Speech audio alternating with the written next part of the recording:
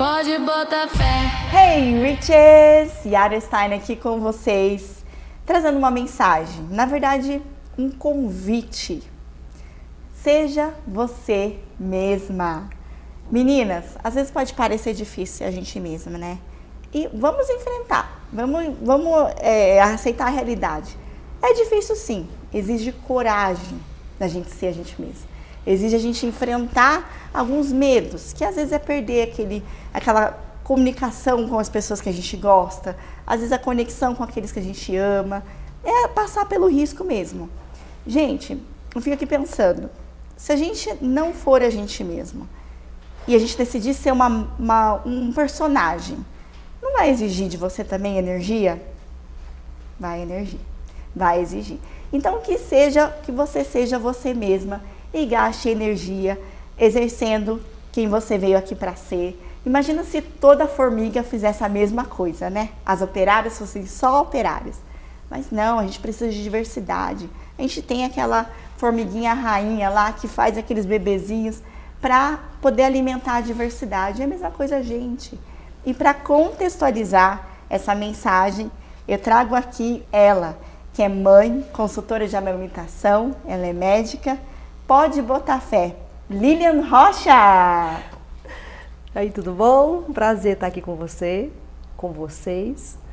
E já gostei dessa introdução. Que gostoso, Lilian. O prazer é nosso ter você aqui. Você já entendeu tudo que eu falei. Nossa, gente, é um prazer tão grande ter ela aqui, porque você faz um movimento muito bonito, que é ajudar outras mães nessa fase de vulnerabilidade. E você teve que passar por um momento difícil para você ser quem você é, nesse posto que você assume hoje, né? Que é ajudar outras mães. E que até fica arrepiada, porque a gente que é mãe, a gente sabe, né, gente? Algumas dores que a gente passa na gestação ou no pós, o quanto mexe com a gente, quanto mexe com, às vezes até a nossa essência, muda a gente, né? Lilian, eu queria convidar você a responder essa pergunta aqui já de início. Na verdade é uma frase. Revele-se para você mesma e apresente-se ao mundo. De Tamires de Mello. Qual foi a sua reflexão sobre essa frase? Essa frase eu acho que é a construção de toda a minha vida. Eu passei a vida encontrando caminhos para saber quem eu sou e abraçar quem eu sou. Parece tão clichê isso, né? Tipo, abrace você mesma, seja você mesmo. Parece um negócio muito clichê, eu concordo que parece. Mas sabe o que parece? Porque as pessoas não entendem exatamente o que é isso, sabe? As pessoas acham que isso só diz respeito a comportamento. E isso diz respeito a sentimento, ao que você sente sobre você. Eu lido com muitos puerpérios, eu lido com muitas mulheres, eu lido com muitos homens que estão acompanhando essas mulheres nesse momento de vulnerabilidade. E então eu lido com um cenário de medo. O medo paralisa essas pessoas de tentar encontrar quem elas são diante daquele bebê, daquela criatura tão frágil que está na frente dessas pessoas, né? E esse medo, mesmo medo que paralisa elas de mergulharem no puerpério, pais e mães, é o mesmo medo que paralisa a gente, por exemplo, de não evoluir numa terapia, de não querer saber quem é que eu sou. Será que esse que eu sou é alguém que eu gostaria de estar perto? Uau. E às vezes não é. Uau. E não é porque você não aprendeu a gostar daquilo que você é. Você foi condicionado a aprender a gostar de pessoas performáticas, que às vezes nem são aquilo que você gostaria que elas fossem, mas você gosta do jeito que você vê que elas são. Sim. Então, quando eu falo em sensação, a sensação ela norteia tudo. Quando eu tenho uma mãe numa consultoria que ela me dá a sensação de que, ainda com medo, ela vai ter coragem de enfrentar todos os obstáculos para amamentar, eu estou lidando com uma sensação. Essa mulher tem uma sensação que está à frente das ações dela. Sim. Aquilo sustenta, aquilo persiste e ela chega a algum lugar e ela amamenta e ela consegue parir. Agora, quando eu tenho uma sensação que te paralisa por completo, que não te deixa sequer mergulhar nesse universo, ou que te faz pensar que se você mergulhar você pode perder muito, dificilmente só com a minha ação externa, só com a minha consultoria, só com as minhas falas, com livros, ela vai conseguir caminhar. Então, quando eu falo sobre ser e pertencer, eu falo sobre sensação. O que a gente está ensinando hoje para os nossos filhos não tem nada a ver com habilidades motoras e cognitivas, tem a ver com sensação. O que eles sentem quando eles fazem algo e a gente valida. A gente fala, tá perfeito, tá incrível. Mamãe, olha o meu desenho, que horrível. Meu filho um dia desenhou. Mãe, olha que horrível meu desenho. Eu falei assim, tá incrível, nunca vi um desenho melhor do que esse. Ele, mãe, mas meu desenho tá horrível. Ele ficou indignado, ele queria que eu falasse que o desenho tava feio, né? Feio. Mas eu queria que ele entendesse que eu quero que ele tenha boas sensações, mesmo diante de desaprovações dele. Sim. Porque esse é o problema. Eu percebo muito que a gente se afunda muito rápido naquilo que a gente não gosta da gente. Daí vem as depressões, principalmente as pós-parto, né? Que eu tenho uma teoria que não existe depressão pós-parto. O que existe é alguém que já estava previamente com a sensação deprimente de existir e o puerpério escancarou para ela o quanto é ruim existir do jeito que ela existia. Então é um convite para ela. O puerpério é um convite para ela. A depressão é um convite para ela. Cara, eu estou existindo errado há anos. Não foi agora, não foi esse bebê que me apresentou a tristeza. Essa tristeza estava aqui, ó, jogada para debaixo do tapete. E eu estava evitando a sensação dela. Performando ser alguém que eu não era. Quando o puerpério desnuda você, você é obrigado. Você é obrigada a lidar com essa sensação. E é isso que eu falo sobre gostar de si mesmo. Qual é a sensação que você tem? Então, eu passei a minha vida inteira tentando entender qual era a sensação de ser eu mesma. E o quanto aquilo até me machucava, porque me fazia perder espaços. E o quanto era importante saber que ainda que eu perdesse alguns, eu ganhava outros muito mais sólidos. Que tinham muito mais coerência. Que tinha a ver com você, que né? tinha muito mais a ver comigo, Nossa, sabe? Que interessante. Então, eu acho que a gente precisa prestar atenção nas sensações. Elas que escondem ou não o vazio. Interessante. Uau! Eu aqui, né, viajando, eu gosto muito de filosofar. Então, você joga uma, eu fico, uau, viajando. Lilian, e aí, uma vez você postou assim na rede social que você, para, né, impulsionar essa vontade, esse ser seu de se aceitar, de se amar, você disse que isso veio desde berço, né? Imagina. Que desde o começo, desde lá do berço, você era muito amada pelos seus pais. Eu lembro que você postou assim, eu sou muito amada pelos meus pais. Isso veio realmente da sua vivência? Você enxergava isso desde menina? Ou você veio ver isso depois de grande, talvez com terapias, né? Porque hoje a gente com terapia, a gente entende. Nomeia melhor, né? Nomeia melhor. Sim, nós somos amados daquele jeito que fomos amados. Mas você veio desde criança com esse pensamento, com esse sentir? E se sim, o que seus pais fizeram de diferente dessa geração aí? Então, essa sensação muito consciente de que eu era amada, eu tinha ela sempre. Eu sempre tive essa sensação. E isso me dava como se fosse ali pequenas injeções de tá tudo bem, tá tudo certo. Então, era como se eu estivesse ali ganhando instrumentos para poder transitar pela resiliência, sabe? Então, isso foi muito claro para mim, na minha infância. E aí, quando eu falo infância, a gente começa a lembrar da infância com que idade, né? Eu tenho muitas memórias do jardim para frente, que é quando eu comecei a frequentar a escola. Porque eu acho que foi ali, eu comecei a realmente perceber, né? Eu fui para a escola entre 4 e 5 anos de vida, eu comecei a ir para a escola. Então, eu acho que foi ali mesmo que eu comecei a perceber que existe eu e existe o outro. E existe o outro que não gosta de mim. Porque até então, na minha casa, no meu seio familiar, existia eu e os meus pais que gostavam de mim. Mas ali eu fui apresentada à sociedade, né? A um universo em que tinham crianças diferentes, que não gostavam de mim, que não se gostavam entre si.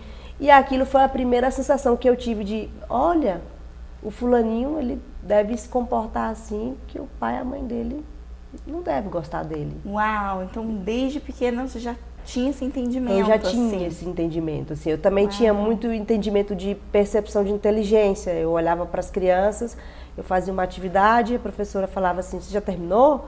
Aí eu, já. Aí eu olhava para as crianças, elas não tinham terminado ainda, e eu pensava, mas como que não terminou? A atividade é tão fácil. Sim. E aí a professora, você me ajuda a ajudar eles a terminar?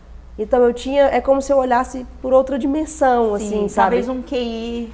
Não sei, eu acho que eu tinha muita observação periférica.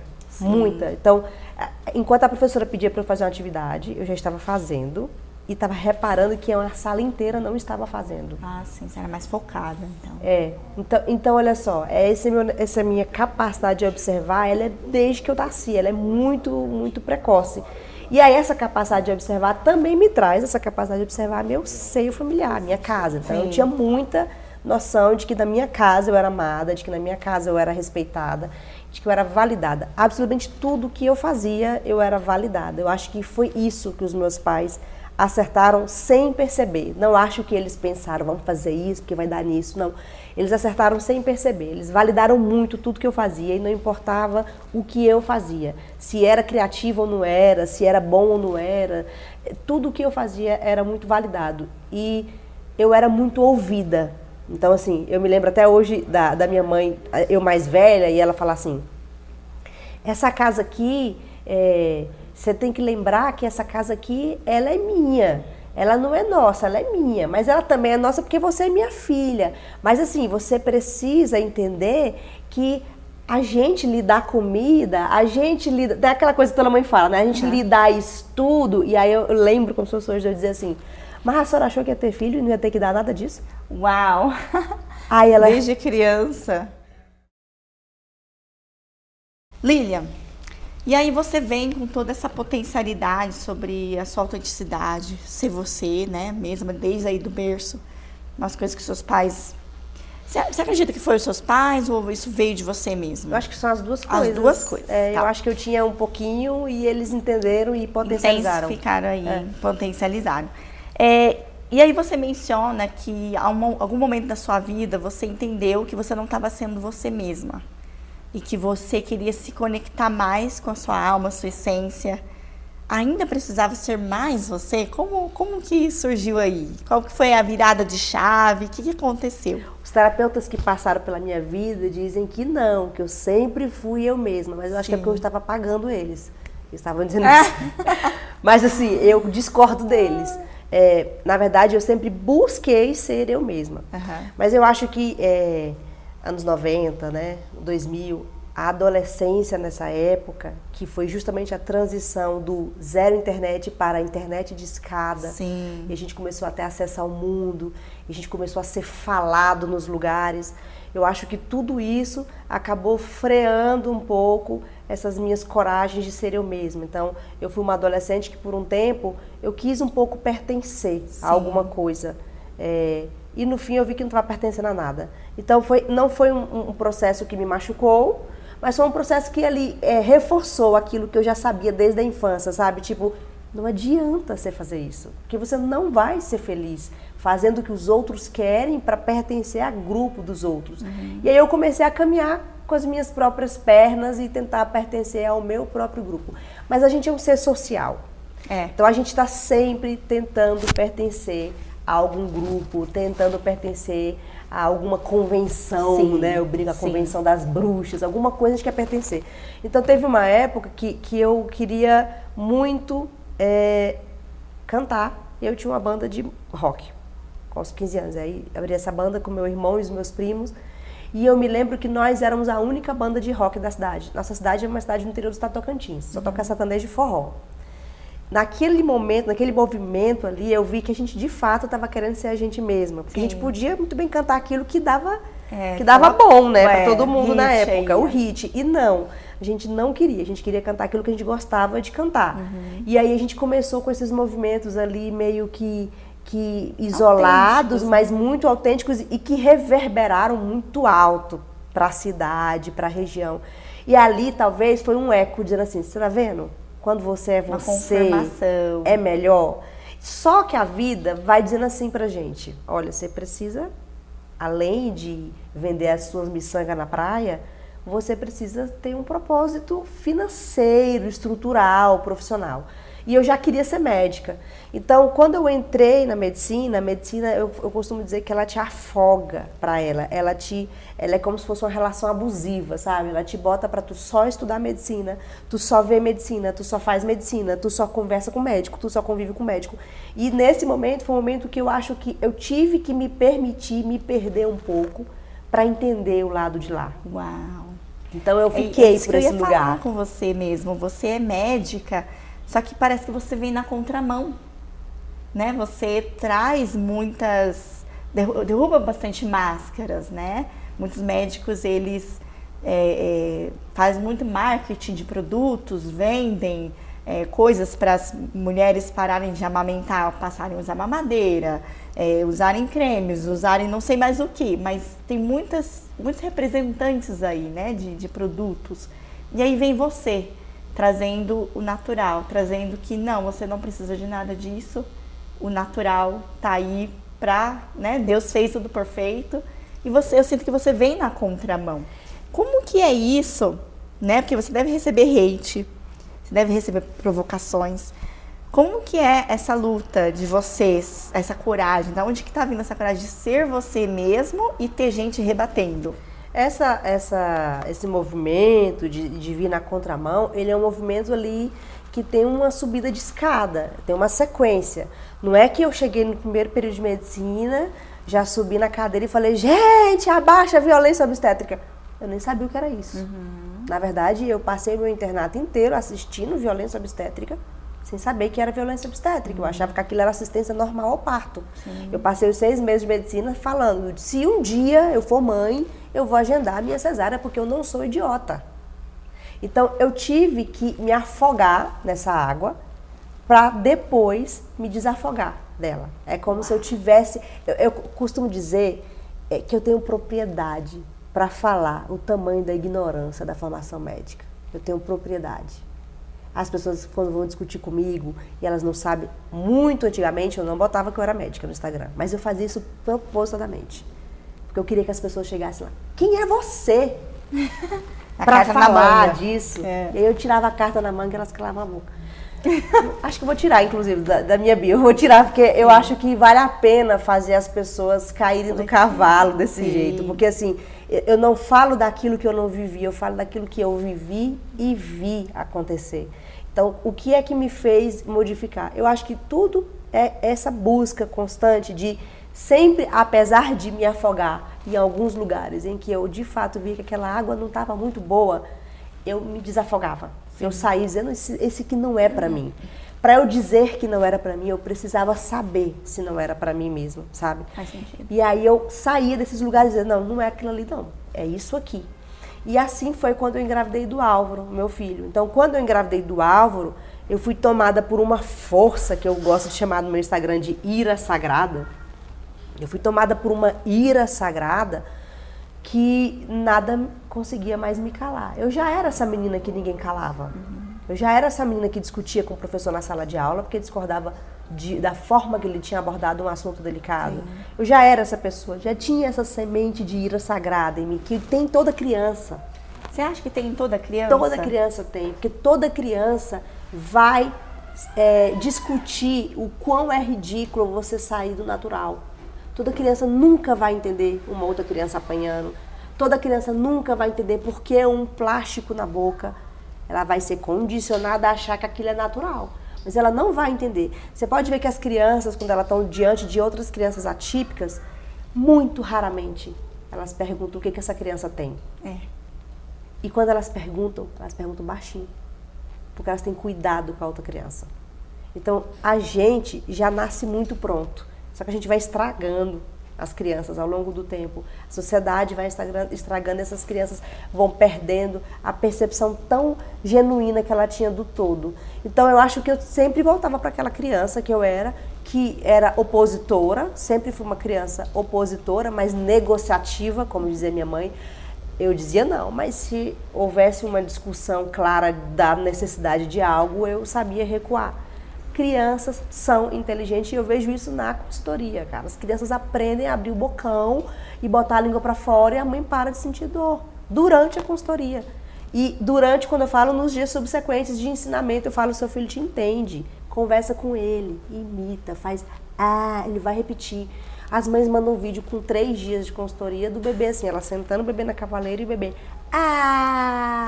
olhando para ele fazendo, e elas emocionadas de serem apresentadas à inteligência de uma criança, só agora, aos 35, 40 anos de vida. Sim. Então, olha só, além da gente afogar as crianças na imbecilidade, a gente cresce sem saber que elas são inteligentes. E vai depois ter que recordar ou resgatar esse conhecimento quando a gente vira mãe. Então, quando eu me tornei mãe, já com o Álvaro na minha barriga, eu fui tomada por uma vontade de saber o que era aquilo ali. Primeiro, eu achei muito genial eu não fazer nada e estar criando cérebro, rim, fígado. E eu nunca parei para pensar em 6 anos de medicina. Na verdade, não foram 6, foram 11 anos de medicina. Nunca tinha parado para pensar na magia que era aquilo. Porque as pessoas só resumiam a milagre, né? Sim. Bebê na barriga é um milagre, ponto final. E eu achava milagre pouco para descrever. Eu achava que tinha mais coisas para se falar para além de só milagre. Olha a complexidade que é uma mulher gerar um bebê. Sem ela estar fazendo nada, ela não está fazendo nada, está quietinha, esse bebê está crescendo aqui dentro, se formando. Enquanto ela bebe água, ela come, ela respira, esse bebê está aqui se formando. Aquilo para mim foi tão grandioso, é como eu me senti no corpo de uma deusa. Sim. E aquilo ali me moveu. Calma, esse bebê entrou aqui dentro. Esse bebê vai ter que sair. Eu já era cirurgiã vascular na época. Eu tinha acabado a residência. Aí eu comecei a pensar, mas cirurgia a gente faz quando é necessário. Por que cesárea agendada é necessária? Comecei a estudar, aí comecei a ver documentário, aí comecei a ler livro.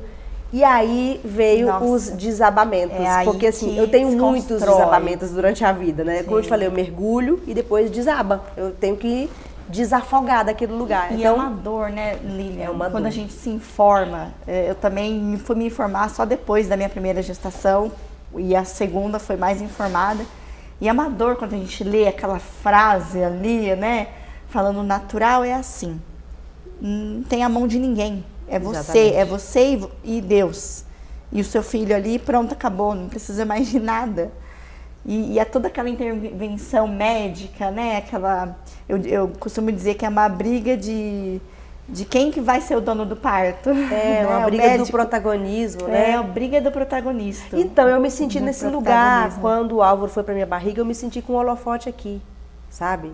Eu já tinha esse lugar de, já fui cantora, já dancei dança de rua, eu já tinha...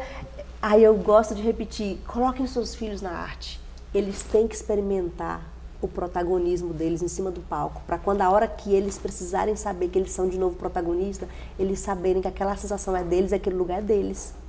Então, quando eu virei protagonista do meu parto, da minha gestação, eu já tinha experimentado ser protagonista de uma banda, eu já tinha experimentado ser protagonista de um grupo de dança. Então, eu sabia que aquele lugar era meu e que eu não teria que ter vergonha e me esconder atrás das coxias. Eu tinha que apresentar aquele lugar, sabe? Então, quando eu engravidei do Álvaro, aquilo ali ficou tão claro para mim que você falou que doeu, né? Dói a informação, o que doeu no meu caso, que aí vem a dualidade das minhas posições, é que quando eu assisti o documentário Renascimento do Parto, né? Que fala do parto normal humanizado, eu chorei de dor, mas por ter eu assistido e provocado durante o internato essa dor em mulheres. Então, a minha dor foi de culpa. Eu fiquei muito triste. Eu falei, como que eu pude ter sido tão ingênua? E aí, a hora que eu me cobro, eu falo, cara, eu sempre tão atenta, como que eu passei por uma episiotomia, assim, de ver mulheres sofrendo? E falei, é isso mesmo. É assim, essa é a medicina. Como que eu me deixei ficar tão insensível? Então, quando eu falo na minha comunidade, eu tenho vários vídeos gravados e todos bem profundos. E tem um que me marca, que eu sempre repito, que todos eles é assim, Lilian, para você parir, para você amamentar, para você sair dessa seara, desse mais do mesmo, da medicina tecnocrata, mecanicista, o que você fez? Eu respondo, eu rompi. Eu não negociei mais com eles. Então, eu tive que romper. Eu rompi com colegas, que obviamente anos depois pariram, porque me assistiram parir numa cidade violenta. Eu rompi com professores. E requer coragem. Eu rompi numa cidade pequena, eu falei, não, eu não aceito você fazer episiotomia em mim.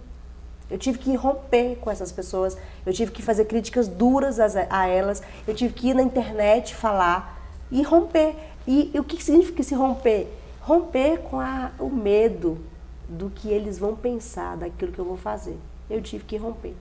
A partir do dia que eu rompi com isso, eu voltei para a minha autenticidade, eu voltei para o lugar onde eu nunca devia ter saído, mas dificilmente a gente consegue ter um processo muito linear. Sim, de entendimento disso. E aí você fala, né, e aproveitando o gancho, você fala que ser você incomoda. E aí você fala, né, eu sei que você é muito ativa na internet, traz esse movimento, principalmente com as mães. Ser você incomoda? Por quê? Conta pra gente um pouquinho. Então, ser eu não incomodaria se os outros não se incomodassem. Eu não me incomodo em ser eu, mas quando eu sou eu percebo o incômodo e esse incômodo chega até mim. Então incomoda, ser eu incomoda. Um dia o meu marido... Você se incomoda com isso? Eu não me incomodo, mas as pessoas me incomodam. Eu acho que é isso que é pega. A gente ser a gente, notar que incomoda e a gente, né, entender que o problema está no outro. Assim, ser eu tô só sendo eu, mas por que te causou incômodo, né? E aí o incômodo não volta, fala, nossa, incomodei você, nossa, agora estou incomodado. Acontece isso com você? Acontece, mas num lugar de, eu adoro incomodar. Eu gosto de incomodar. Eu acho que o incômodo é o que movimenta. O deprimido não sai da depressão se ele não estiver incomodado com ela. Eu não vou começar a estudar se eu não estiver incomodado por não estar estudando. Então você diz que se você, às vezes, joga um pouquinho de luz naquilo que é pro outro mexer. Eu faço questão de ser esse farolzinho de incômodo. É como se fosse um hobby. Legal. É um hobby meu, incomodar é um hobby. Eu gosto de incomodar. E talvez por isso eu não me incomode em ser eu mesma, porque esse incômodo não bate em mim como um incômodo, ele me bate como uma vontade de devolver esse incômodo, sabe? Você tá fazendo um favor, então. Eu sinto que eu tô fazendo um bem danado a essa pessoa. É sério, eu sinto mesmo. Chega a ser engraçado. Meu marido um dia falou pra mim que uma amiga conhecida dele falou assim pra ele, nossa, deve ser muito difícil ser a sua esposa. Aí ele pensou, mas ser a minha esposa, por quê? Porque eu sou difícil? Ele, não, ser ela. Ela deve ser muito difícil ser ela. Aí ele chegou lá em casa e contou pra mim essa frase, mas ele contou num lugar de preocupação. Tipo assim, é difícil ser você? Porque alguém de fora tá dizendo que acha que é difícil ser você. Você tá sofrendo em ser você? Sim. E eu tive que sentar com ele e falar assim, não tô sofrendo. Sinceramente, eu não estou sofrendo. Agora, eu pago um preço alto por isso. E aí isso eu não posso negar que isso me incomoda. O preço que você paga custa um pouquinho do seu sono, por exemplo? Às vezes, mas ele não me tira do eixo. Sim. Porque, na verdade, o meu sono, entre aspas, tanto para cima quanto para baixo, né? Em euforia ou distrações, ele sempre ele desgasta um pouco, né? Mas não a ponto de me paralisar. Eu não fico triste, deprimida, paralisada, com vontade de desistir, de jogar tudo pro alto. Na verdade, é o contrário. É como se eles me trouxessem fogo. Sim. Né? Eu sempre brinco assim, gente, se tem alguém no mundo que gosta de ser desafiada, sou eu. E não é pelo prazer do desafio, é porque eu sempre acho que existe mais coisas por trás daquilo que está sendo instigado a mim, sabe? Eu não enxergo as coisas de forma linear. Eu não enxergo. Eu acho que tem sempre alguma coisa a mais para ser entendida sobre aquilo que está acontecendo comigo. Aquilo que eu te falei, depois que eu entendi que a vida é mágica, só depois que você vive a magia da vida, aí eu comecei a entender sobre sincronicidade, aí eu comecei a entender melhor sobre tantas coisas, assim, tantos simbolismos que conversam com a gente todos os dias, que as coisas foram ficando mais tranquilas para mim. É como se eu entendesse assim, o cosmos está resolvendo tudo. O que não como se onde você estivesse era para ser, era para ser. As pessoas que estão à sua volta era para ser. A que saiu era para ter saído mesmo. Entendeu? Eu não consigo ficar... a única coisa que eu ainda me cobro é como eu não vi isso antes. E aí a minha pergunta é sempre assim, o que eu estava fazendo que eu não prestei atenção? Aonde eu estava sendo cegada pelo meu ego que eu não prestei atenção? Então você está sempre prestando atenção em você. Em mim. Eu estou sempre aqui... Por que aquele movimento não foi uma bandeira vermelha para mim, naquele momento? Aonde eu estava? Aonde estava a minha percepção? E aí vem a maturidade, aí vem a experiência, e aí vem o reconhecimento de padrão de comportamentos, que ficou muito claro para mim reconhecer. As pessoas, elas têm uma forma de socializar muito abusiva, muito tóxica, e aí quando você começa a limitar as pessoas, a limitar o acesso delas a você, some. Eu entro então no bloqueio da energia criativa. Você fala da energia criativa no sentido de você criar, ser você, ser aquela pessoa espontânea, alegre. Em que sentido você fala isso? E como que as pessoas vêm à sua volta tentando bloquear isso? Entra no que você falou, do socialmente tóxicos? Sim, porque, como eu te falei, como eu tenho essa capacidade de... Oh, que gás! Eu entendo por viver, você sempre está criando alguma coisa no seu universo. Aí quando eu falo criar, não é criar algo para patentear, criar alguma coisa para dar dinheiro. Não, criar. Criar uma nova forma de viver, uma nova forma de se relacionar, criar uma rotina, criar uma ideia de contentamento social. Criar. E nem que seja criar / visualizar aquilo que você quer que seja criado, sabe? A energia criativa, para mim, ela é um impulso da vida. A gente vive da falta. E essa falta é preenchida pela criação de um algo novo. Esse podcast é uma criação, a sua dolagem é uma criação. É uma criação. Ela parte de um lugar que você quer florescer e espalhar. Sim. Todo mundo precisa disso. Mas não é todo mundo que sabe que precisa, porque nem sequer foi apresentado a isso na infância. Foi bloqueado desde que nasceu. Essas pessoas não toleram ver outras sem esse bloqueio. Elas não toleram.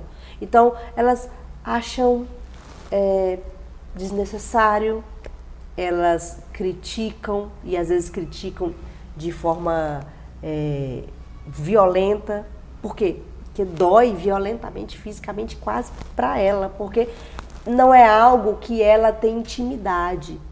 E a gente não tem intimidade com uma força criativa. É como se a gente vivesse como um zumbi.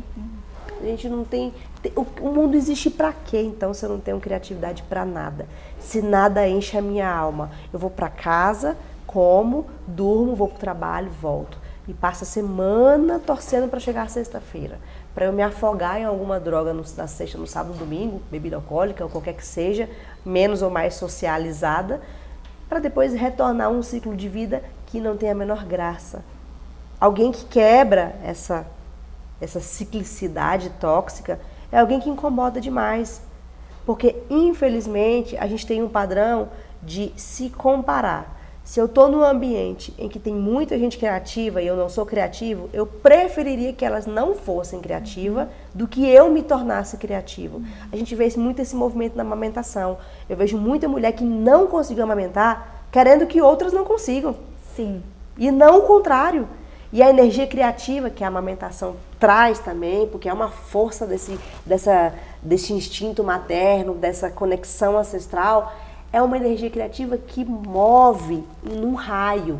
Então, assim, eu tenho uma energia criativa, eu quero que essas pessoas que estão num raio de tantos metros de mim também tenham essa energia criativa. Então, geralmente, a mulher que consegue amamentar, ela quer que outra consiga. Sim. A que consegue parir, ela quer que outra consiga. E o inverso não é verdadeiro. A que não conseguiu nada disso, não quer que outra consiga. Na primeira oportunidade que ela tem para bloquear a energia criativa daquela mulher, para não conseguir parir e amamentar, ela vai jogar, derramar, despejar dessa mulher. E às vezes até um movimento inconsciente, né? Completamente inconsciente. E o que você tem a dizer sobre aquela mulher que às vezes queria muito parir natural, não conseguiu por interferências médicas, né, intervenções, e ainda assim incentivou outras? Né? Então, foi atrás essas mulheres que quiseram muito, são muito diferentes das que não quiseram nada. Sim. Porque ela mergulhou e ela botou o pezinho no portal. Ela viu que o portal tem uma luz. E ela viu que essa luz é muito bonita. Ela sabe que essa luz é incrível. E ela tá aqui na porta, ó. Gente, é maravilhoso, eu não fui. Mas aproveitem, vão lá.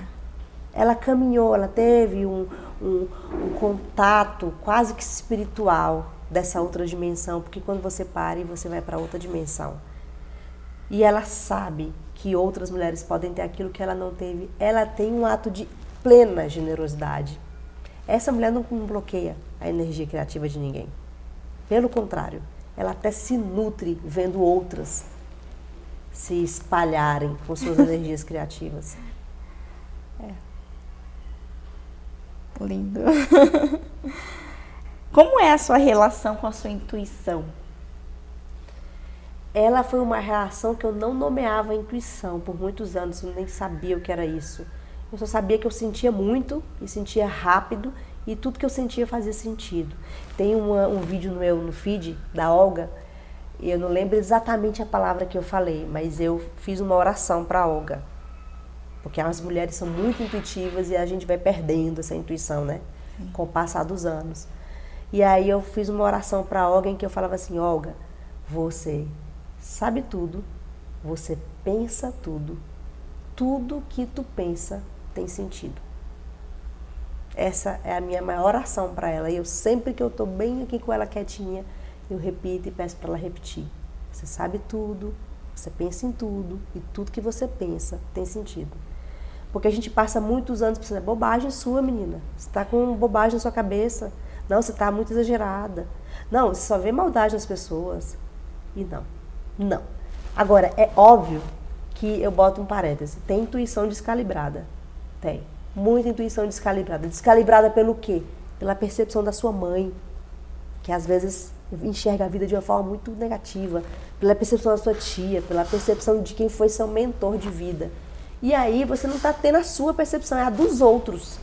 E para você ter a sua percepção e não a dos outros, você precisa se individuar, sair desse lugar de eu sou a continuidade de uma história. Você não é continuidade de histórias. Você é alguém que carrega dentro de si a história dos outros, mas tem a sua própria história. Quando você tem a certeza de que você não é uma continuação, mas você é um começo, uma grande revolução individual, uma fênix solitária, única, criativa, peça rara, você começa a entender que a intuição, ela conversa contigo melhor. São coisas suas, não são coisas dos outros. Então a intuição foi uma coisa que eu aos poucos fui entendendo que eu sempre estive assim, amiga, melhor amiga dela. Mas eu não sabia o que ela era até eu gestar. Acho que a gestação foi como se fosse o reencontro, se sabe, de uma bruxa perdida. A gestação me falou assim: olha aí, que bom. É como se na gestação eu tinha uma sensação que a Mãe Terra estava ali me esperando e falou assim: que bom, minha querida, que você veio. Demorou, né? Que eu demorei a engravidar, assim, não que tenha demorado para engravidar, mas eu demorei a decidir ser mãe. Sim. Então eu tenho pra mim que eu ouvi isso: você demorou, né? Mas que bom que você veio. Então aí nessa hora tudo fez sentido. Então a intuição, ela precisa ser, nas crianças, jamais apagada. Então toda vez que a Olga fala alguma coisa que ela acha, eu falo: você acha? Então tem alguma coisa. Se você acha, tem. E ela acha que tem mesmo. E ela faz uma carinha de mistério. Sim. E eu quero que ela continue nesse lugar, sabe? Que nunca ela pense que ela Fiel tá doida. a si. Totalmente fiel ao que ela sente. E ela é muito sensível. Ela tem Netuno em meio do céu em peixes. Ela tem lua em peixes. Ela é muito sensível, é intuitiva totalmente. E essa intuição dela vai levar ela a lugares incríveis. E eu queria que levasse todas nós. Mas tem gente que está tão machucada que a intuição está descalibrada. E aí não dá para eu dizer que a percepção de toda mulher é intuitiva. Eu não consigo afirmar isso hoje. Hey, Witches! Voltamos com um cenário novo aqui. Precisávamos fazer uma mudança e a gente fez. Então, continuando aqui nossa entrevista com a nossa convidada, Lilian Rocha. Pode botar fé, gente. Essa conversa continua muito gostosa. Lilian, queria dar continuidade perguntando sobre o seu movimento na maternidade, né? Eu vejo que você é mãe, é dedicada, pensa bastante na forma como você vai educar os seus filhos e ao mesmo tempo não deixa de cuidar de si. E é uma coisa que você me chamou a atenção, pra ser bem sincera. Eu pensei: nossa, Lilian, como que você consegue? Cheguei até a perguntar pra você. Sim. Mas Lilian, cadê seus filhos? Mas Lilian, como que você consegue ir ir para música? Como que você consegue ir para o teatro? Como que você consegue trabalhar? Trabalhar, às vezes, muitas das vezes, né, é uma coisa que a gente não tem opção, vai no tranco, né? Vai porque tem que ir. Mas as outras coisas que te trazem alegria, como que você consegue fazer? Qual que é a sua motivação? E aonde que fica a culpa? Então, essa energia criativa é o que movimenta a gente, né? A culpa, então. A culpa é algo que nunca me acompanhou. Sério? Não, não me acompanha. Até porque todas as narrativas sobre culpa que eu já ouvi, que eu já presenciei, que eu já adentrei mais no universo, todas elas eram para manipular a mulher e bloquear a sua energia criativa, sabe? E principalmente para colocar na conta dela como única responsável pelo futuro de uma criança, pela saúde de uma criança, pelas vacinas de uma criança, pela escola, pela educação. E isso não me parecia justo. Então, eu já ali consegui nomear que essa culpa nos foi dada e nós aceitamos ela porque somos passivas. Não devíamos. Então, como eu não sou uma mulher passiva, essa culpa não me capturou. Eu não conseguia acreditar que, porque eu não estava pensando no dia da vacinação do meu filho, eu era uma mãe relapsa. Não, eu sempre pensava que se eu não pensava, eu tinha um esposo que podia pensar, o pai das crianças. Né? Se eu não brinquei hoje de leitura, eu tenho ele que pode brincar. E é o que acontece hoje. Sabe aquela frase da sobrecarga materna? Que se fala muito na internet, e eu sempre vi muitas mulheres, gente, a sobrecarga materna, porque assim, a gente divide as tarefas com os pais, mas a gente é que pensa na roupa da escola, a gente é que pensa no sapato que tá furado, o solar dele, a gente precisa comprar outro, a gente que pensa em todos os pequenos detalhes e sobrecarrega. Eu nunca me coloquei nesse lugar de domínio em que eu tenho que pensar em todos os detalhes. Eu sempre me coloquei no lugar de você tá aqui comigo para pensar comigo. Se eu tô sobrecarregada é porque tu não tá pensando comigo. Então, sobrecarga materna para mim, que hoje virou basicamente um discurso de que existe ponto final, para mim, na minha opinião, ele só existe porque a gente ainda continua achando que precisamos aceitar as condições sociais. E quando eu falo de condições sociais sabe, as frasezinhas prontas, eu não sou menos mãe, eu vou fazer o que é possível, eu sou a melhor mãe que o meu filho pode ter, ou podia ter. Eu acho isso tão bobo, eu acho que não se devia nem discutir nada ao redor disso. Porque a vida, de modo geral, ela é muito prática. Eu me pergunto se não está havendo uma comunhão de atividades em que você e o pai dessa criança, eu falo na realidade de mãe que não é solo, né? E não está havendo uma comunhão de ideias, de pensamento, de importâncias com equidade, porque por que que eu dou importância, sei lá, a colocar meu filho na aula de russo e meu marido não dá? E aí sou eu que tenho que pensar na atividade do russo que ele vai fazer, na aulinha que ele vai, no caderno que eu tenho que comprar, e aí essa sobrecarga fica toda para mim. Mas por que que ele também não acha que isso é importante? Será que isso de fato é importante? Então deixa eu conversar com ele. Vamos ver se isso realmente é algo que nós dois precisamos nos mover intelectualmente para pensar e antecipar situações. Eu acho que a gente antecipa demais muita coisa o tempo inteiro. Então, por exemplo, eu não ia para a academia, eu não fazia teatro, eu não fazia cinema, como eu fiz agora recente um filme, quando meu bebê tinha 6 meses. Porque não era tempo disso, porque não era hora disso, eu não tinha por que antecipar isso. Então, o que você está vendo de mim hoje é um retrato de agora. E esse retrato de agora não é o mesmo retrato seu, o retrato de outras mulheres. E lá atrás eu não ia para academia, mas eu botava os pezinhos na perna e fazia minha musculaçãozinha em casa de 15 minutos, com meu filho aqui, ó, mamando no peito, enquanto eu fazia um exercíciozinho na perna, para dizer que estava me movimentando, ou então fazia um exercício de yoga junto com ele me imitando, o bebezinho. Era aquele o meu retrato naquele momento, Sim. que também era uma forma de eu estar trazendo ali para mim um momento de um autocuidado mesmo, meu, olhando só para mim, sem necessariamente deixar o meu filho de lado. Porque existe tantos opostos nessa história. Por exemplo, tem a mãe que larga o filho para voltar à sua vida normal. Sim. E tem a que compreende que tudo vai se encaixando conforme os anos vão passando. Eu sou essa pessoa. Então, eu não adiantei passos. Você não sofreu pressão? Não sofri pressão de ninguém e nem senti necessidade de adiantar nenhum ponto específico da minha vida. Por quê? Porque eu não lido com metas. No sentido de, até o dia tal eu tenho que estar pesando tantos quilos. Não. Eu apenas vou.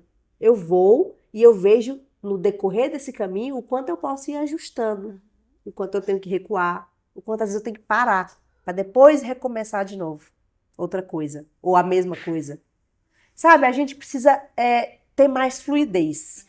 A gente não tem fluidez.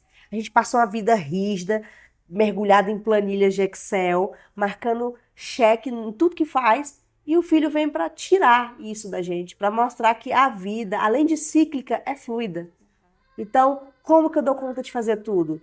Sabendo que eu consigo, em determinados momentos da vida, ter a rede de apoio necessária para aqueles momentos que me dá essa capacidade de fazer esse tudo, que é um tudo para mim, que talvez para você seja demais e para outros não seja nada, que não tem importância esse tudo que eu faço, sabe? Sim. Você é uma mãe que perde a paciência, que grita, que fala, ai, meu Deus do céu, hoje já deu. Sou, porque eu sou uma mãe que vem de uma família que também era mais impaciente. Os meus pais trabalhavam muito, então eles eram mais impacientes. Então eu trago essa herança dessa impaciência deles, que me serve para o bem, porque foi pela minha impaciência que eu consegui parir, foi pela minha oposição, a minha indignação, e também me serve para esses momentos em que eu sou completamente humana. Eu não consigo ter a reatividade fofinha de uma educação parental. Não, eu não sou essa pessoa. Eu falo demais no Instagram, eu não sou boazinha, mas eu sou alguém muito consciente de que esses momentos acontecem quando todo o meu entorno está bagunçado. Quando, principalmente, as minhas expectativas daquilo que eu queria fazer não foram cumpridas. E essa hora é a hora que eu tenho que voltar para o meu eixo. Calma, Lilian, você vai fazer ainda. Não deu certo agora? Deixa para lá. Às vezes eu consigo nomear isso e antecipar. Às vezes eu só explodo. Sim. E aí eu preciso saber que quando eu explodir, eu preciso me rever. Sim. Meus filhos merecem desculpas e eu preciso pensar cada vez mais. Eu acho que isso é um treino. Uhum. É um treino. Você pode fazer o curso de educação positiva que você essa não existe. Isso é um treino. E é um treino diário em que todos os dias você anda um pouquinho mais. Ó, já não me irrito com essa ação desse meu filho. Ó, já consigo respirar mais vezes quando ele faz determinada coisa que sempre me irritava muito. Então, acho que a gente vai melhorando. Revendo, né? Vai se revendo. E se rever, lembra? Se rever, desafogar daquilo que te afogaram. Tu precisa sair daquele lugar. Senão, não vai adiantar nada. E o que significa se rever? É a energia criativa. Eu preciso criar algo a partir daquilo. Eu preciso entender que aquilo não pode ser a minha inércia. Eu sou assim, não posso dar a síndrome de Gabriela. Né? Eu nasci assim, eu cresci assim, eu vou ser sempre assim. Sim. E que graça tem ser sempre assim? Não tem graça nenhuma, né? E os nossos filhos, eles mostram tanto que a fluidez da vida é a própria vida acontecendo, que eles são uma criança com 1, eles são outra criança com 2 anos, eles são outra criança com 3 anos. Eles nos mostram, com essas múltiplas personalidades que eles vão tendo durante o crescimento deles, que a gente é um ser que precisa se adaptar. Então eu preciso mudar as realidades deles, as novas irritações deles, aquilo que eles me provocam de irritação, que eu também trago da minha infância. Eu preciso, senão, se a gente achar que tá tudo bem, continuar sendo como tá, enquanto você vê o seu filho em constante evolução, a gente faz o quê? Joga nele todos os nossos problemas de criatividade. Que eu chamo isso, assim, quando você não consegue transitar por esse lugar de eu preciso mudar, você tá bloqueando a sua criatividade, porque a mudança não traz justamente a criatividade junto. Muito, é o que eu percebi.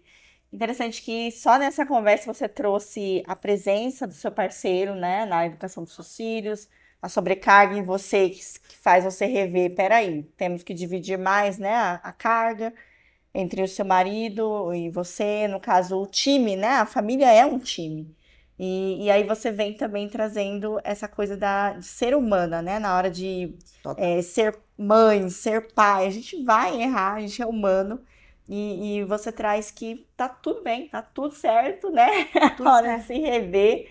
E eu ouvi no outro dia um psicólogo falando que antigamente os pais não tinham medo de ser amados ou não amados, eles tinham a preocupação de ser respeitados e isso já bastava. Eu achei tão profundo, tão lindo.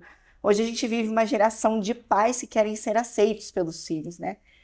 Tem um pouquinho da autoestima, né, envolvendo medo de errar, porque erraram com eles, medo de repetir padrões.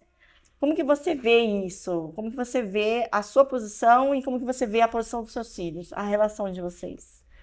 Eu acho que esse pensamento de que a gente não pode deixar os filhos nem sofrerem e nem a gente pode errar com eles, eu acho que é um pensamento infantiloide, né? Nem infantil, é infantiloide. Ele quer simular uma certa irresponsabilidade sobre o outro, sabe? A gente precisa saber que adulto é o responsável da relação, é quem precisa buscar ferramentas para ter maturidade. E maturidade é algo diário, todos os dias, contínuo, né? Cheguei aos 40 anos, sou madura. Não. Não. Pari, tenho maturidade para ter um filho. Não, ninguém está preparado para isso. É. Mas a gente precisa saber que a gente é adulto e precisa ir buscando as ferramentas para encontrar esse lugar de equilíbrio. E esse lugar de equilíbrio não é o lugar em que caminhamos os últimos 15 anos, em que filho não pode chorar, filho não pode sofrer, a gente tem que desenhar um mundo, uma bolha perfeita. Não, eu acho que é o contrário. A gente precisa estar perto deles e apresentar a eles sensações em que eles vão se familiarizar. A gente não pode tirar deles essas sensações de frustração, de tristeza, de decepção com a gente, inclusive. Quando eu grito com meu filho, sem querer querendo, eu estou ensinando ele que a mãe dele erra. E ele precisa se decepcionar comigo. E aí vem aquela questão de ser você, né? Eu estou sendo leal ao que eu sinto no momento, ao que eu sou. Eu vejo que tem muitos pais que às vezes escondem um pouco de que eles são pra, não sei o que eles pensam, talvez medo de desapontar até os próprios filhos. E eu acabo dando a eles a liberdade poética deles serem quem eles são também. Olha, minha mãe também fica nervosa. Sim. Um dia a Olga falou assim pra mim: mamãe, quando você estiver muito nervosa, eu vou pedir pra você cheirar a florzinha e assoprar a velhinha, igual você fala comigo. Eu falei assim: você vai mesmo? Aí ela: vou. Aí um dia eu fiquei lá muito chateada com ela. Aí ela falou assim: eu até ia pedir pra você cheirar a florzinha e assoprar a velhinha, mas eu também tô muito chateada com você, eu não vou pedir mais. Ali foi um movimento de uma chateação múltipla, né? Eu me chateei com ela se chateou comigo.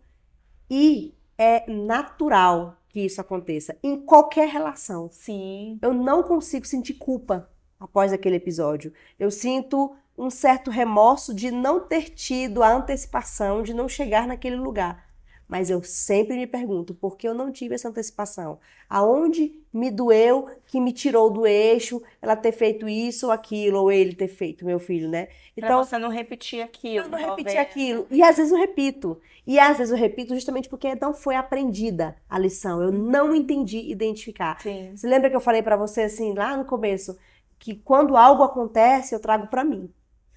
Aonde eu deixei escapar? Sim. O que eu não percebi? Aonde eu tava que eu não captei o que era necessário? É legal essa perspectiva, porque aí você olha para os seus filhos também, né, como um olhar de eu também aprendo com você. Você me ensina algo, você me aponta algo sobre mim, Isso. né?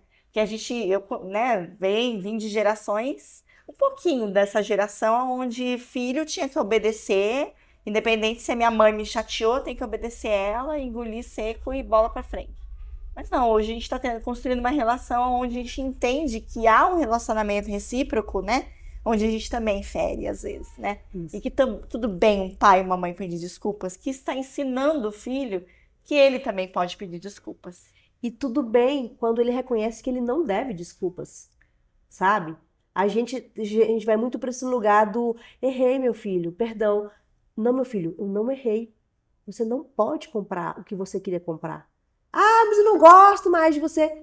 Tá tudo bem você não gostar de mim. Eu continuo te amando, mesmo assim. Sim. A gente precisa entender que eles têm que transitar pela decepção, pela raiva, pelo ódio, sabe? A gente não pode ter medo de ter raiva de alguém que a gente ama, porque amar é isso, é ter amor, é ter ódio, é sentir tanta coisa por uma pessoa só.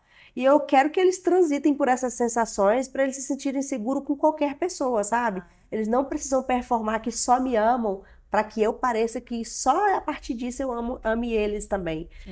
Essa liberdade, eu acho que eu também senti muito na minha casa. Na minha casa tinha muita gritaria, mas também tinha muita conversa. Sim, que delícia. Entendeu? Sabe? Família normal, né? Totalmente uma família normal, assim, não tinha aquele negócio de, eu nunca vi os meus pais gritarem. Já vi. Eu já vi eles se pedirem desculpa, eu já vi no meio da gritaria eles serem argumentativos a ponto de eu falar assim, olha aí, faz sentido, eu também ia me indignar com isso. Sim. Então, essa construção é importante também, sabe? Às vezes a gente cria aquela família de margarinas. Nunca vi os meus pais levantarem. Já vi. E como vi. Inclusive, vi tanto que eu sei levantar a minha voz em rede social sem ter medo de ninguém. Não tenho medo nem dos meus pais. Nossa, que interessante, porque realmente, né, na educação positiva, eles falam muito, né? Não discutam na frente dos seus filhos. Mas nós somos humanos, gente. A gente vai errar. Acontece, o ideal é que a gente nunca traga esses problemas conjugais para perto sim. dele. Nunca, nunca, nunca. Mas se a gente trouxe, que a gente saiba retirar, sabe? Que fique muito claro para eles que aquilo ali não era para ter acontecido. Sim. Quando as coisas ultrapassam o limite. Mas quando as coisas precisam acontecer, quando os nãos precisam ser ditos, que fique claro que eu não devo desculpa. Me desculpa, meu filho, mas a resposta é não. A resposta é não. Só isso. Muito legal, muito legal. Você hoje dirige o seu próprio Instagram, né? Com o Bebê Fora da Curva. E aí você pode contar um pouquinho da criação, né, do Bebê Fora da Curva? Eu sei que vem de um momento bem dolorido, frágil, né? Mas se também não fosse isso, como que você ia se lapidar, se transformar quem você é hoje, uma pessoa de movimento que ajuda muitas mulheres, traz cura para muitas mulheres, né, com a sua consultoria de amamentação.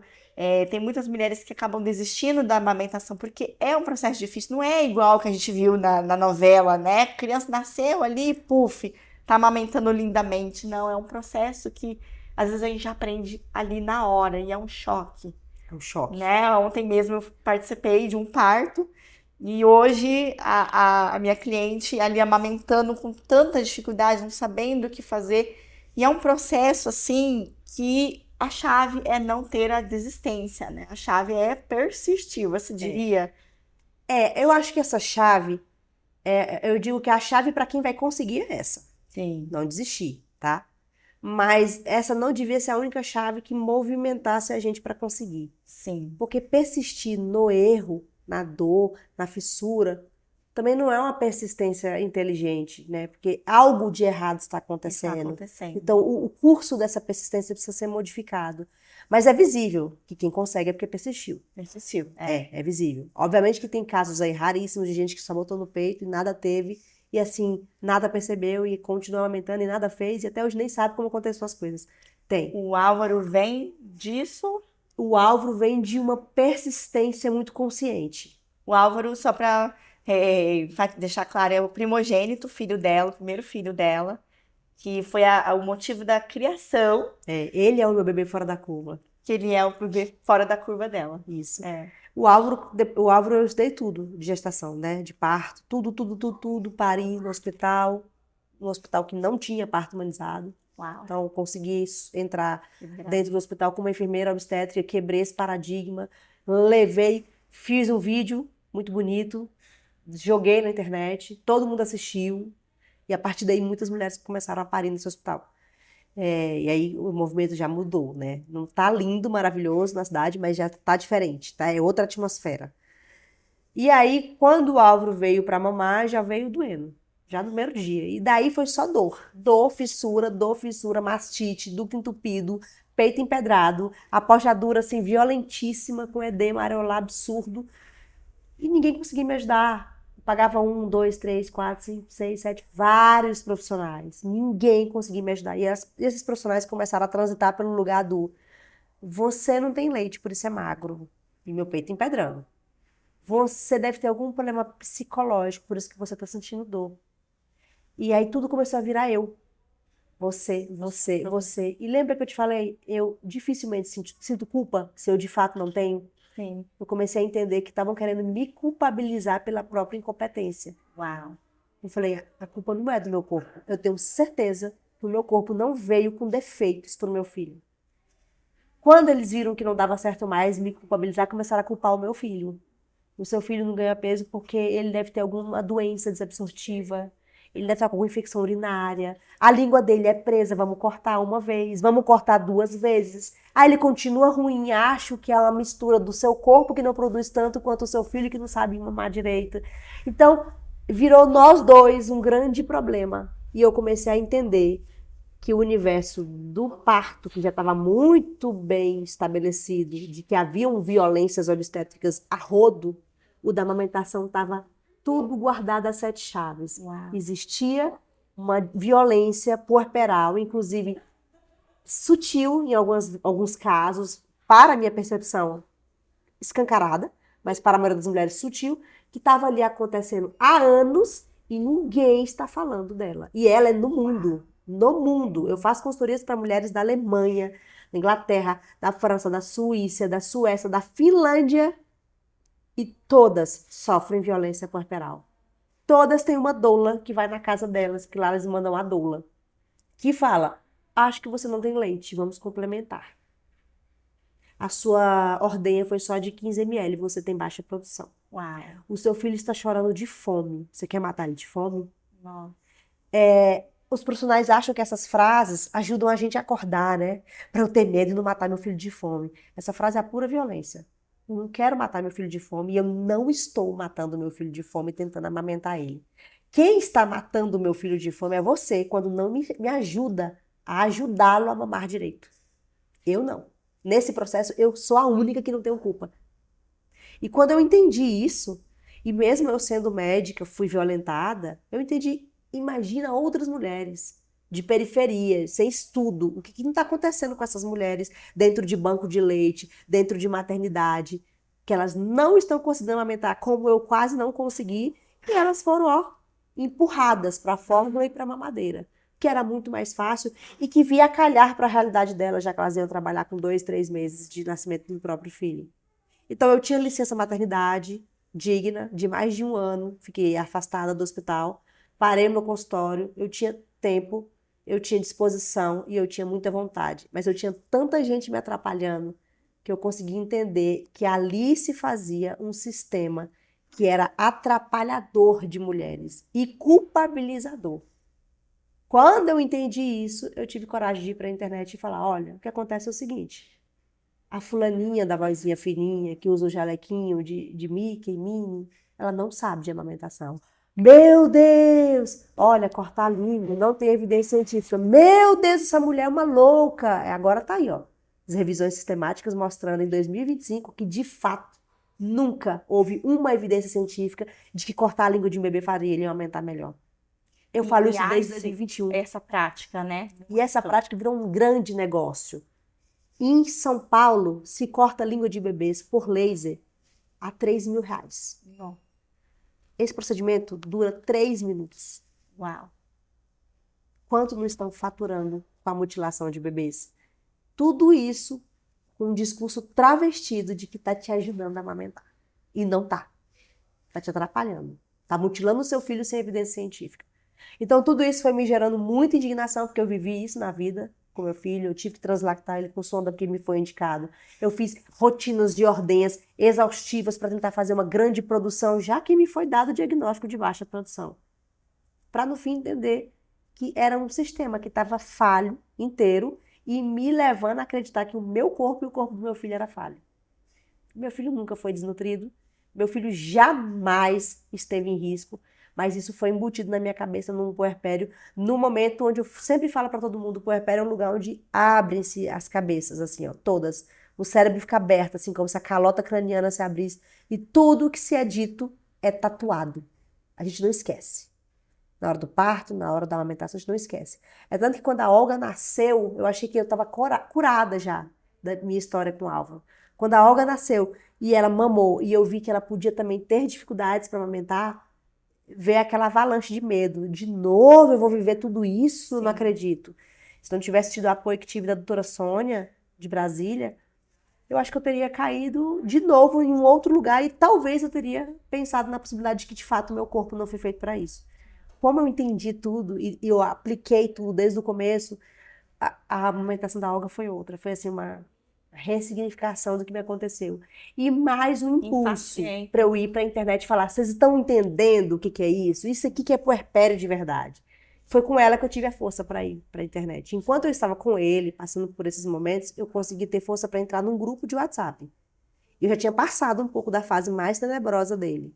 Então, eu consegui entrar no grupo de WhatsApp e fazer essa reunião com muitas mulheres do mundo todo, brasileiras, para falar sobre o assunto, né? Para ajudar elas, e elas todas conseguiram amamentar.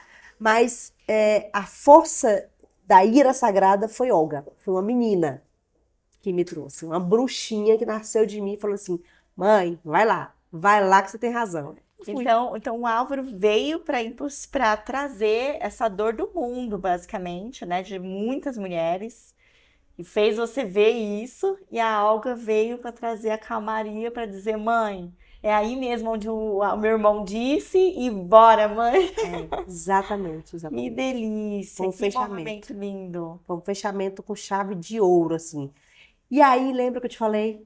Quem tem essa liberdade, essa energia criativa, quer que os outros tenham.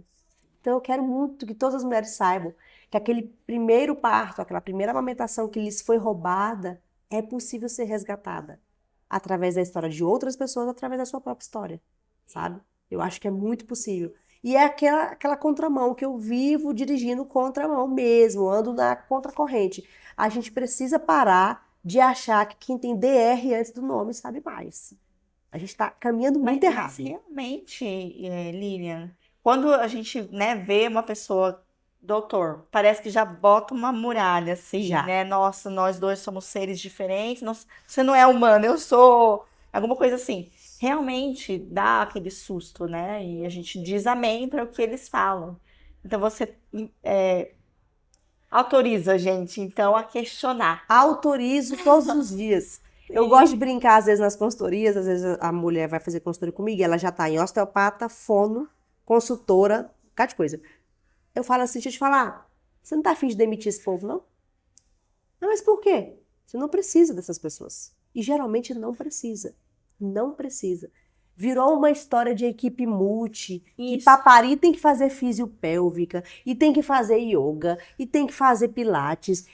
Não, gente. Para parir precisa conhecer o corpo e precisa acreditar no próprio corpo.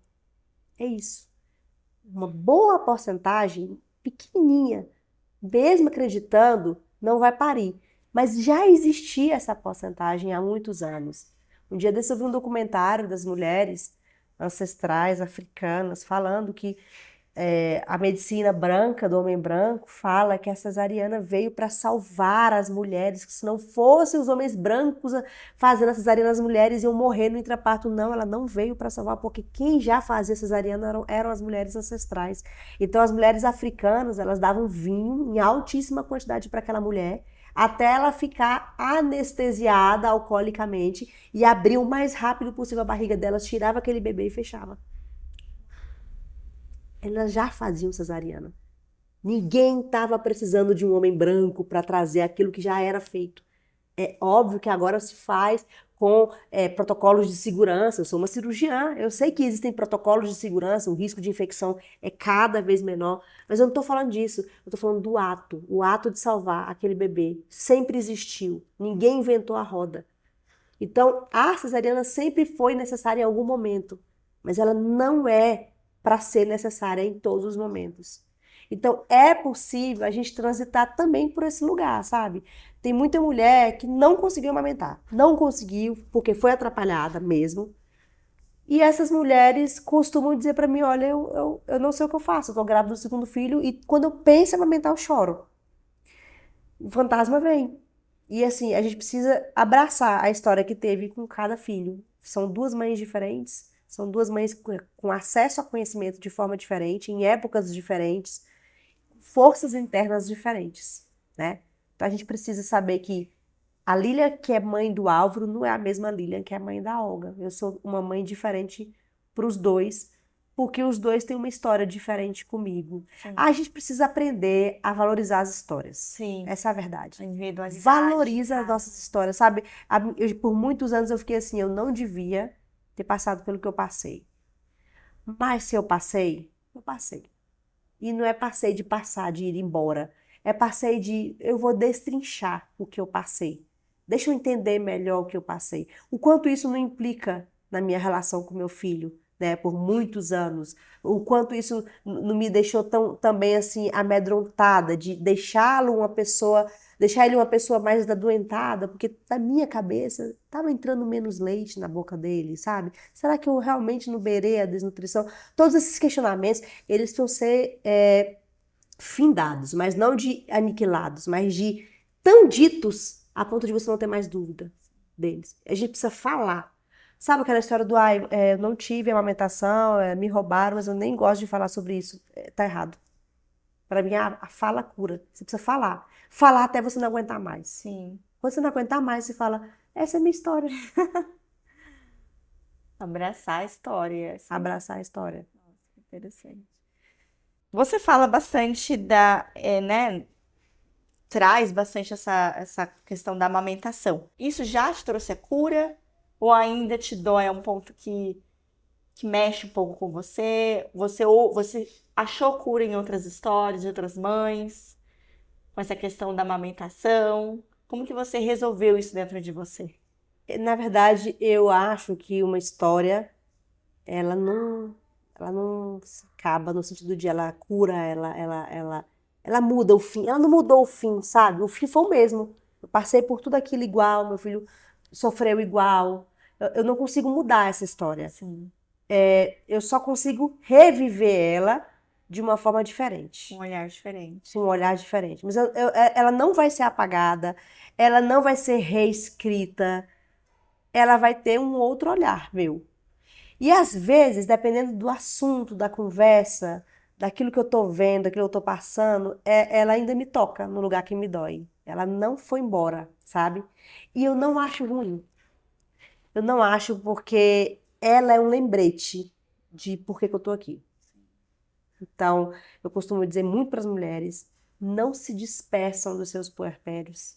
Permaneçam neles por anos. Quiçá a vida toda, se possível. E elas ficam, como assim? Eu fiquei louca no meu puerpério. Essa é a tua melhor versão.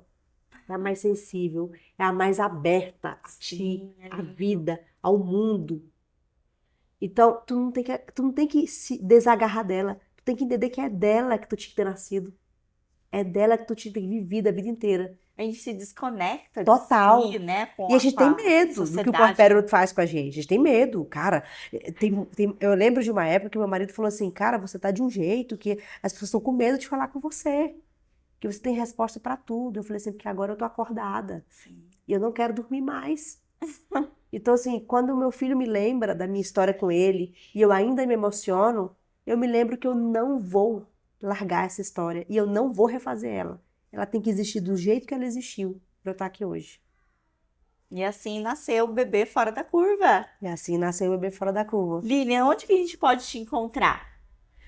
Bom, além da internet? Na internet mesmo. Na internet eu tô... poder ter acesso. Cara, eu tô no YouTube, eu tô gravando uns vídeos pro YouTube, que nossa, como dá trabalho a internet, gente, vocês não têm ideia, viu? Que é isso? É gravar, é editar, é colocar legenda, é tanta coisa.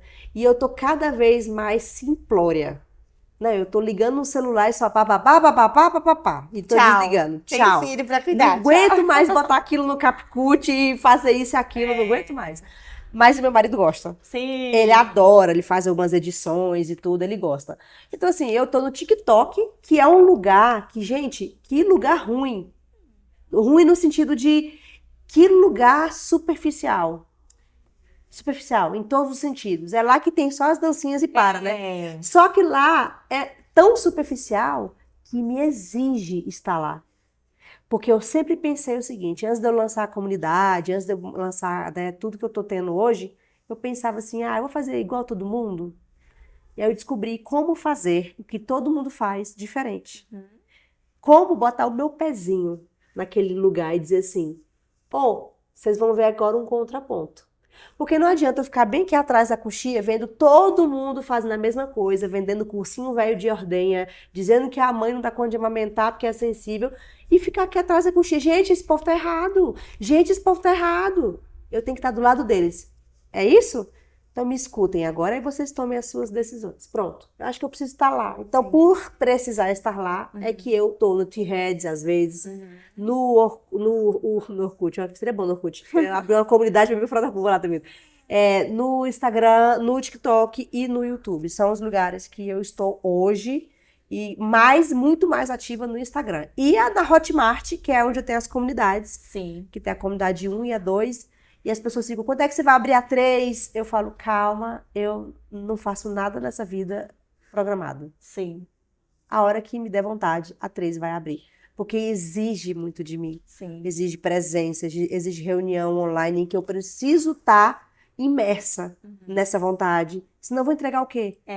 Então, para mim não faz sentido. Então, são esses lugares que vocês podem encontrar. Perfeito. Nossa, foi uma honra ter você aqui. Adorei o nosso papo. Foi muito informativo, muito profundo, né? E a gente volta a falar sobre a gente se conectar consigo mesmo, principalmente aproveitar essa fase do puerpério para se conectar com essa força intrínseca da mulher, aprender que a gente é um ser que sente, é um ser intuitivo. E espero que a vinda aqui da Lilian tenha contextualizado isso para você aí, tá? E ficamos por aqui. Muito obrigada, viu, Lilian? Foi um prazer. Yara, muito obrigada, viu? Que sorte a gente ter se encontrado aqui, né? Nossa, que eu sou do que Tocantins. delícia! O podcast ia ser online, agora foi presencial. Vocês Sim. se deslocaram para cá. Eu fiquei muito honrada de vocês terem feito esse movimento. Sim. Muito honrada mesmo. Que o seu podcast tenha muito sucesso, muito alcance. Eu achei o tema dele incrível e acho que você conduz lindamente. Obrigada, Lilian. Muito obrigada. Ficamos por aqui. Um beijo. Pode botar fé.